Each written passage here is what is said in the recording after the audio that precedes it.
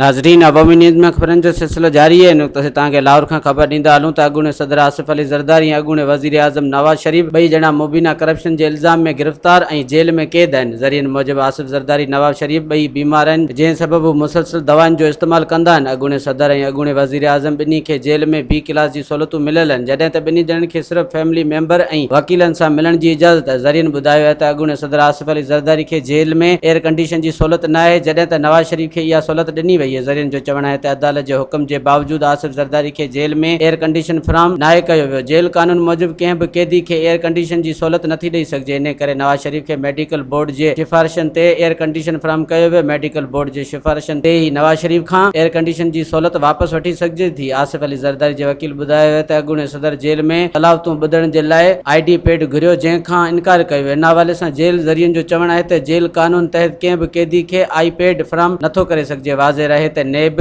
जाली account case में अॻूणे सदर आसिफ अली ज़रदारी खे गिरफ़्तार कयो ऐं जॾहिं त नवाज़ शरीफ़ खे अल जज़ीरिया रेफरेंस में 7 साल जी सज़ा ॿुधाई आहे। वधीक ख़बरनि ऐं तफ़सील जे लाइ विज़िट कयो असांजी वेबसाइट awamiNewsHD.com ऐं ॾिसंदा रहो अवामी न्यूज़ HD।